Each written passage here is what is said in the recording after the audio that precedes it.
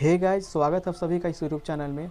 आज हम इस वीडियो में एडिशन और फ्रैक्शन के कॉन्सेप्ट को समझेंगे। क्योंकि मैथ को सॉल्व करने के दौरान आप ना जाने कितनी बार फ्रैक्शंस को सॉल्व किए होंगे और आपने ऐसा देखा होगा कि जब डिनोमिनेटर अलग अलग होता है और हम फ्रैक्शन को ऐड या सब्ट्रैक्ट करते हैं तो हमें डिनोमिनेटर का एलसीएम करना पड़ता है। पर ज़्यादातर लोगों को ये नहीं पता होता है कि हम ऐसा क्यों करते हैं। तो आज के वीडियो इसी टॉपिक पर है। आज हम समझेंगे कि जब हम फ्रैक्शन को ऐड या सब्ट्रैक्ट करते हैं और डिनोमिनेटर जब अलग अलग होता है तो हम उसका एलसीएम क्यों करते हैं। तो इसके कॉन्सेप्ट को समझने से पहले आपको काउंटिंग की जो बेसिक कॉन्सेप्ट है वो आपको आनी चाहिए, और जिस पर मैंने वीडियो में विस्तार से समझा रखा है। अगर आप चाहें तो इसे देख सकते हैं। फ्रैक्शन को ऐड करने से पहले हमें फ्रैक्शन को समझना होगा, क्योंकि फ्रैक्शन भी एक नंबर ही है जो किसी ऑब्जेक्ट को प्रेजेंट करता है। पर जब नेचुरल नंबर किसी ऑब्जेक्ट को प्रेजेंट करता है तो वह ऑब्जेक्ट अपने आप में कंप्लीट होता है, यानी अपने आप में 100% होता है। पर जब फ्रैक्शन किसी ऑब्जेक्ट को प्रेजेंट करता है तो वह उस ऑब्जेक्ट का टुकड़े को प्रेजेंट करता है। जैसे मान लीजिए कि एक रोटी है जो अभी अभी बनकर तैयार हुई है, तो उसे प्रेजेंट करने के लिए हम एक लिखेंगे। अगर दो रोटी तैयार होती तो दो लिखते। पर सपोज कीजिए कि उस एक रोटी में से आधी रोटी जो है वो किसी ने खा लिया है, ठीक है। तो अगर मैं आपसे पूछूं कि उस व्यक्ति ने कितनी रोटी खाई, तो उसे प्रेजेंट करने के लिए आप फ्रैक्शन का इस्तेमाल करेंगे और उसके लिए लिखेंगे 1/2। अब देखिए कि जब आप फ्रैक्शन में लिखते हैं तो फ्रैक्शन में आप देख पा रहे हैं कि दो नंबर दिखाई दे रहा है। एक है आपका 1 और दूसरा है आपका 2। ऊपर वाले नंबर को न्यूमरेटर बोलते हैं और नीचे वाले नंबर को डिनोमिनेटर बोलते हैं। तो अब इन दोनों नंबर का अपना अपना एक काम होता है।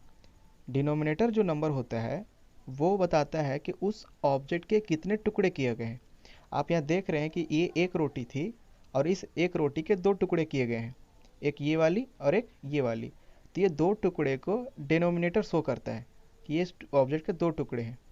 और नोमरेटर जो होता है वो उस टुकड़े की फ्रीक्वेंसी को शो करता है कि अगर उस व्यक्ति ने आधी रोटी खाई है, मतलब आधी जो टुकड़ी है वो आधी टुकड़ी एक टुकड़ी है, तो उस आधे टुकड़े की फ्रीक्वेंसी को यहाँ पर नोमरेटर शो करता है। अब अगर हम इस रोटी के दो टुकड़े ना करें, इसके चार टुकड़े करें, तो और उस चार टुकड़े में से उस व्यक्ति ने अगर दो टुकड़े खा लिए होते तो इसे हम प्रेजेंट करते हैं कि इस रोटी के चार टुकड़े किए गए जिसमें से दो टुकड़े उसने खा लिए। यानी दो टुकड़े को प्रेजेंट करने के लिए ही हम वहाँ पर 2/4 लिखते हैं। यानी यहाँ पर ये टुकड़ा आपका ऑब्जेक्ट हो गया और इस ऑब्जेक्ट की फ्रीक्वेंसी एक ये हो गई और एक ये हो गई। तो ये एक और एक मिलकर आपकी दो हो गई, और ये टोटल कितने टुकड़े किए गए थे, तो चार टुकड़े किए गए थे। तो बेसिकली जो डिनोमिनेटर जो होता है वो उस ऑब्जेक्ट के टोटल टुकड़े को काउंट करता है, टोटल टुकड़े को प्रेजेंट करता है।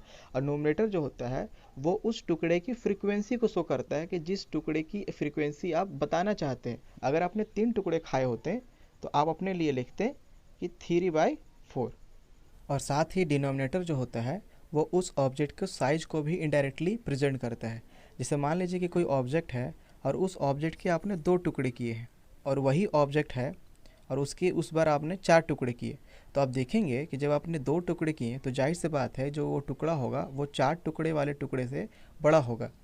तो आप इस तरह से समझ सकते हैं कि जो हमारा डिनोमिनेटर जो होता है वो हमारे ऑब्जेक्ट की साइज को प्रेजेंट करता है। अगर डिनोमिनेटर छोटा होगा तो उसका साइज बड़ा होगा, अगर डिनोमिनेटर जितना ही बड़ा होगा इसका मतलब उसका उस ऑब्जेक्ट का साइज उतना ही छोटा होगा।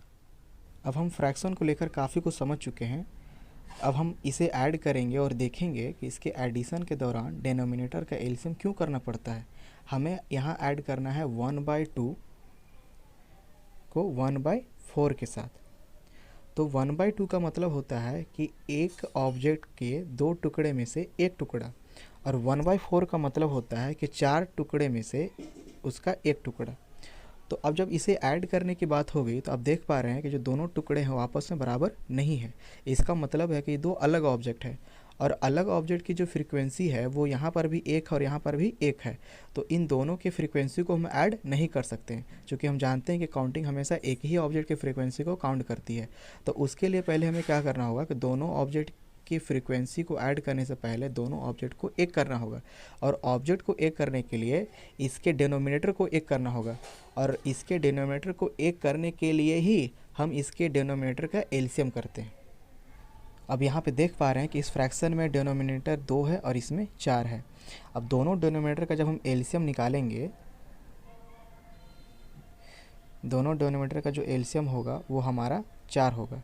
इसका मतलब ये हुआ कि दोनों डिनोमिनेटर को हमें 4 करना है। तो आप देख रहे हैं कि एक फ्रैक्शन में जो डिनोमिनेटर है वो एक ऑलरेडी 4 है। इसका मतलब जो सेकंड फ्रैक्शन है उसका डिनोमिनेटर हमें 4 करने के लिए इस फ्रैक्शन में हमें 2/2 से मल्टीप्लाई करना होगा। और जब हम इसके फ्रैक्शन में 2/2 से मल्टीप्लाई करते हैं तो जो रिज़ल्ट आता है वो 2/4 आता है, और प्लस हमें करना है 1/4। तो अब आप देखें कि यहाँ पर जो दोनों का डिनोमिनेटर है वो बराबर हो चुका है। डिनोमिनेटर बराबर होने का मतलब है कि उस ऑब्जेक्ट का जो साइज़ है बराबर हो गया, मतलब दोनों ऑब्जेक्ट अब एक ऑब्जेक्ट हो गया है। तो उस कंडीशन में हम इसके फ्रीक्वेंसी को अब ऐड कर सकते हैं, क्योंकि दोनों ऑब्जेक्ट एक ही है तो इसके फ्रीक्वेंसी को काउंट किया जा सकता है। तो अब यहाँ पर देखेंगे कि यहाँ पर उस ऑब्जेक्ट की फ्रीक्वेंसी 2 है और यहाँ पर ऑब्जेक्ट की फ्रीक्वेंसी 1 है। तो 2 और 1 मिलकर हो जाते हैं आपका 3।